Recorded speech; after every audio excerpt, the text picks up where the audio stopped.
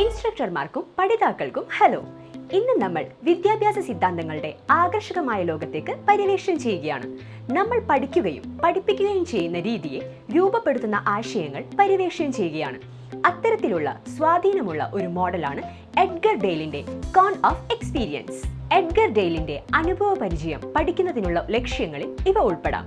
ഡെയിൽസ് cone of experience ഇവ ഉൾപ്പെടാം. അനുഭവ കോണിലെ പഠന രീതികൾ: നേരിട്ടുള്ള ഉദ്ദേശ്യപരമായ അനുഭവങ്ങൾ, ആസൂത്രിതപരമായ അനുഭവങ്ങൾ, നാടകീയമായ അനുഭവങ്ങൾ, പ്രകടനങ്ങൾ, പഠനയാത്രകൾ, പ്രദർശനങ്ങൾ, ടെലിവിഷനും ചലനചിത്രങ്ങളും, വിഷ്വൽ പ്രതീകാത്മകവും വാക്കാലുള്ള പ്രതീകാത്മകവും. ഡെയിൽസ് കോൺ എക്സ്പീരിയൻസസ്. ഡെയിൽസ് കോൺ എക്സ്പീരിയൻസസ് ഇൻസ്ട്രക്ഷൻ ഡിസൈനും പഠന പ്രക്രിയയുമായി ബന്ധപ്പെട്ട നിരവധി സിദ്ധാന്തങ്ങൾ ഉൾക്കൊള്ളുന്ന ഒരു മോഡലാണ് ഡെയിലിന്റെ കോൺ എക്സ്പീരിയൻസ്.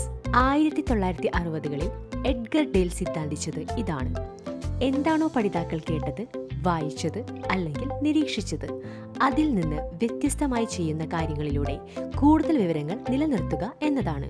അദ്ദേഹത്തിന്റെ ഗവേഷണമാണ് കോൺ ഓഫ് എക്സ്പീരിയൻസ് വികസിപ്പിക്കുന്നതിലേക്ക് നയിച്ചത്. ഇന്ന് ഈ പഠനം എന്നത് അനുഭവ പഠനം അല്ലെങ്കിൽ ആക്ഷൻ ലേണിംഗ് എന്ന് അറിയപ്പെടുന്നു. ഡെയിൽസ് കോൺ ഓഫ് എക്സ്പീരിയൻസ് ഒരു വിഷ്വൽ മോഡലാണ്. അത് കോണിന്റെ അടിയിലെ കോൺക്രീറ്റ് അനുഭവങ്ങളിൽ നിന്ന് തുടങ്ങി വിവിധ ഘട്ടങ്ങൾ ഉൾക്കൊള്ളുന്നു. തുടർന്ന് അത് കോണിന്റെ മുകളിൽ എത്തുമ്പോൾ അത് കൂടുതൽ അബ്സ്ട്രാക്റ്റായി മാറുന്നു.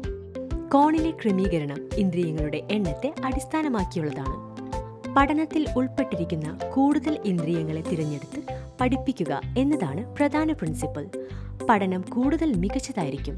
എന്നാൽ പഠിതാവിന് കഴിവ് കൺവേർട്ട് ചെയ്യുന്നതിന് അധ്യാപകർ ഉപയോഗിക്കേണ്ട ഒരേയൊരു ഫലപ്രദമായ അനുഭവം കോൺക്രീറ്റ് അനുഭവങ്ങളാണെന്ന് ഇതിനർത്ഥമില്ല. ഓരോ ഘട്ടത്തിലെയും അനുഭവങ്ങൾ സമ്മിശ്രവും പരസ്പര ബന്ധിതവുമാണ്.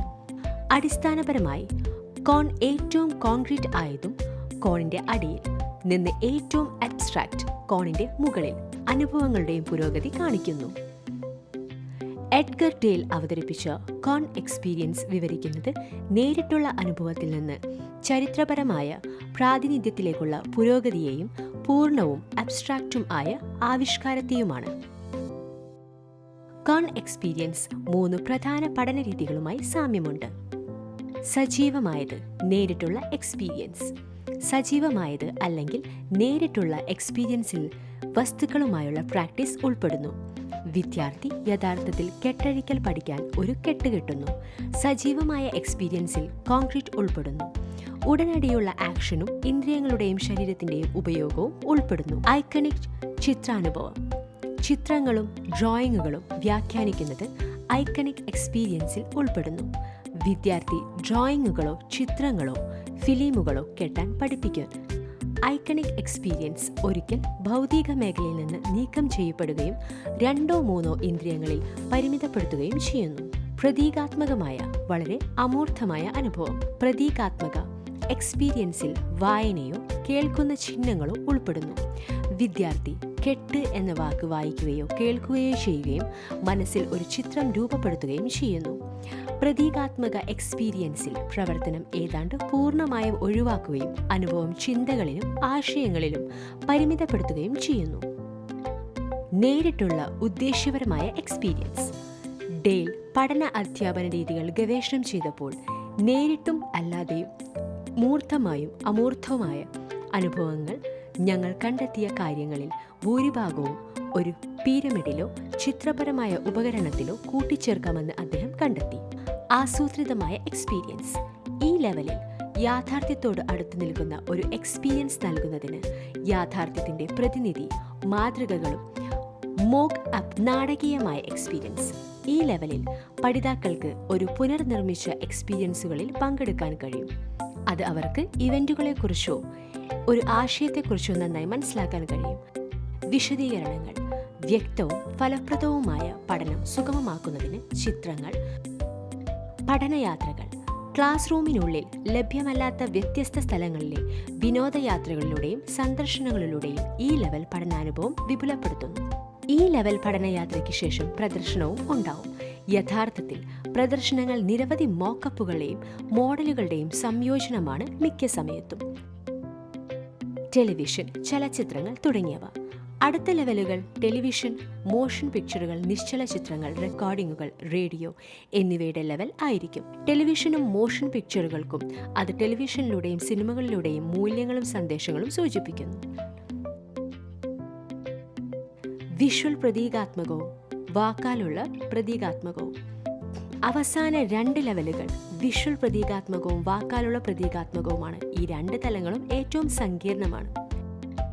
കോൺ എക്സ്പീരിയൻസിന്റെ വിവിധ ഘടകങ്ങളിലൂടെ കടന്നുപോയ ശേഷം പഠനം സുഗമമാക്കുന്നതിന് പഠനാനുഭവം പരമാവധിയാക്കാൻ നമുക്ക് വൈവിധ്യമാർന്ന മെറ്റീരിയലുകളും മാധ്യമങ്ങളും ഉപയോഗിക്കാമെന്ന് പറയാം. ഒരു മാധ്യമം പോരാ. അതിനാൽ പഠിതാക്കൾക്ക് പ്രയോജനപ്പെടുന്നിടത്തോളം കാലം നിരവധി മാധ്യമങ്ങൾ സംയോജിപ്പിക്കാൻ ശ്രമിക്കുന്നതിൽ തെറ്റില്ല. കോൺ എക്സ്പീരിയൻസിന്റെ ഓരോ ഘടകങ്ങളും മനസ്സിലാക്കുന്നതിലൂടെ വിദ്യാഭ്യാസ സാങ്കേതിക വിദ്യ എന്നത് ഇപ്പോൾ നമ്മുടെ കൈവശമുള്ള ആധുനിക ഗാഡ്ജറ്റുകളിൽ മാത്രം ഒതുങ്ങുന്നില്ല. മറിച്ച് നമ്മളെപ്പോലെ സന്തുലിതാവസ്ഥ കൈവരിക്കാൻ ഉപയോഗിക്കാവുന്ന എല്ലാ മാധ്യമങ്ങളെയും ഉൾക്കൊള്ളുന്ന ഒരു വിശാലമായ ആശയമാണ്. ഫലപ്രദവും അർത്ഥവത്തായതുമായ പഠനം സുഗമമാക്കുക. സ്റ്റെപ്പ് ലേണിംഗ് അനുഭവ മാതൃകയുടെ അടിസ്ഥാനം നേരിട്ടുള്ളതും ലക്ഷ്യബോധമുള്ളതുമായ അനുഭവങ്ങളാണ്. അത് ഏത് പുതുതായി പഠിച്ചവർക്കും ഏത് തരത്തിലുള്ള പഠന ആശയത്തിനും എപ്പോഴും അഭികാമ്യമാണ്. കൂടാതെ നേരിട്ടുള്ള അനുഭവം നൽകുകയും അത് സ്ഥിരമായ പഠനത്തിലേക്ക് നയിക്കുകയും ചെയ്യുന്നു.